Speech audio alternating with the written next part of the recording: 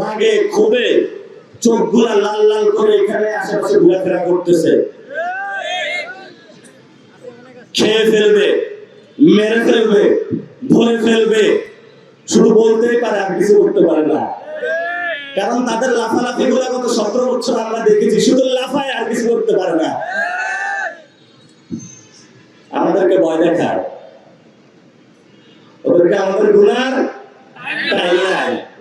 আমরা এক আল্লাহ ছাড়া কাউকে ভয় পাই না।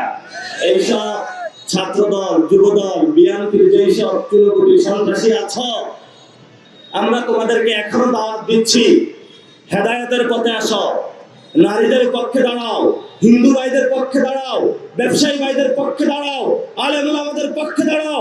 শহীদ উসমান হাদি ভাইয়ের হত্যাকাণ্ডের বিচার করো, 1400 শহীদের হত্যাকাণ্ডের বিচার করো, যারা আহত হয়েছে তাদের হত্যাকাণ্ডের বিচার করো, যারা পঙ্গু হয়েছে তাদের প্রতিনিয়ত যে যন্ত্রণার মধ্যে দিয়ে যাচ্ছে সেই মানুষগুলোর জীবনের অঙ্গহানির বিচার করো, এবং বাংলাদেশে যারা মানুষের সাথে গাদ্দারি করেছে তাদের বিচার করো। সীমান্ত পাহারা দাও, বাংলাদেশের যারা গরিব মানুষ তাদের পক্ষে গিয়ে কাজ করো। যদি তোমরা এই কাজগুলো করতে পারো তাহলে তোমরা লাফালাফি করবে না, তোমরা কাজে নিয়োজিত হও। আমরা তোমাদের সাথে ঐক্যবদ্ধ হয়ে কাজ করতে রাজি আছি বাংলার জনগণ। আর যদি এদিক সেদিকের চেষ্টা করা হয়, হাজী শরীয়তুল্লাহ লাঠিয়াল বাহিনী ছিল, ব্রিটিশদের বিরুদ্ধে উল্টা পাল্টা করা হইলেই বলতো লাঠিয়াল বাহিনী, যাও এদের উল্টা পাল্টা গুলাকে সাইজ করে আসো। তোমাদেরকে আমাদের সাইজ করা লাগবে। আমরা অনেক অপেক্ষা করেছি, গত 1 বছর অনেক যন্ত্রণা দিয়েছ বাংলাদেশের মানুষকে। বাংলাদেশের মানুষ যদি এবার জেগে উঠে তাহলে তোমাদের একটা গদিও থাকবে না। শেখ হাসিনার গদি আরো অনেক মোটা ছিল, আরো অনেক বেশি ছিল, আরো অনেক বেশি ছিল, 200 সিটের চেয়ে বেশি ছিল। গদিতে এমন ভাবে আগুন জ্বালাইছে, গদি কি এখন আছে? গদি লইয়া গেছে, গদি লইয়া গেছে। বিএনপিরও নদী করতেছে। প্রিয় ভাইরা, আপনারা এই যে আপনাদের সাথে অন্যায় অবিচার হচ্ছে, এই যে আপনারা মানুষ প্রতারণা হয়েছে, আপনাদেরকে গাদ্দারি করা হয়েছে, তাহলে আপনারা এটা প্রতিশোধ নেবেন না? প্রতিশোধ কি আপনারা লাঠি দিয়ে নেবেন? বিএনপির মতো উচ্ছৃঙ্খল হয়ে নেবেন? আমরা সুন্দরভাবে নিব, নীরব ভোট বিপ্লবের মাধ্যমে নিব। আপনারা উত্তরবঙ্গের মানুষ অনেক চালাক, আমি চিন্তা করেছি।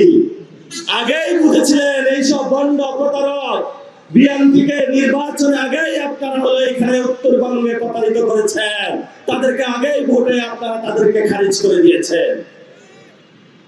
বাকি যারা অবশিষ্ট আছে তাদেরকে হলো আগামী লোকাল গভর্নমেন্ট, স্থানীয় নির্বাচনে ওয়াশ আউট করতে হবে। পারবেন? সবাই রাজি আছেন? ইনশাআল্লাহ আমাদের এখানে এই ভাইকে আমরা প্রার্থী করেছি, এই শিশির আসাদ।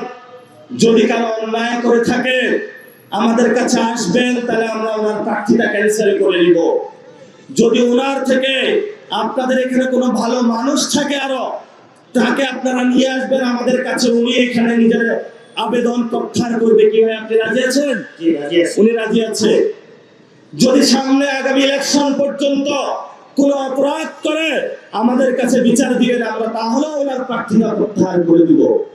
ইলেকশনের পরে আপনারা তাকে ভোট দিয়ে বিজয় করেছেন, এলাকায় খুঁজে পান না, ফোন দিয়ে পান না, সেটাও যদি করে আমাদের কাছে বিচার দিবেন। শিশির আসাদ লাগবে না, আমি নাসিরউদ্দিন পাটোয়ারি আপনাদের এসে কাজ করে দিব। তাহলে আমরা কি কথাটা অযৌক্তিক বললাম?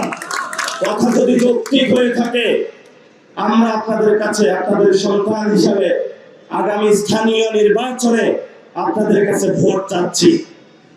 যেই ভোটের মাধ্যমে চাঁদাবাজি, সন্ত্রাস, দুর্নীতির বিরুদ্ধে আমরা একটি যথাযথ পদক্ষেপ নিতে পারবো, যেই পদক্ষেপের মাধ্যমে আগামীর শহীদ উসমান হাদি, শহীদ আবু সাইদ, শহীদ মুগ্ধ, শহীদ ওয়াসিমের বাংলাদেশ গঠন করতে পারবো।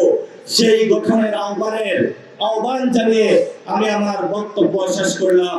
সবাই দোয়া করবেন। আসসালামু আলাইকুম ওয়া রাহমাতুল্লাহি ওয়া বারাকাতুহু।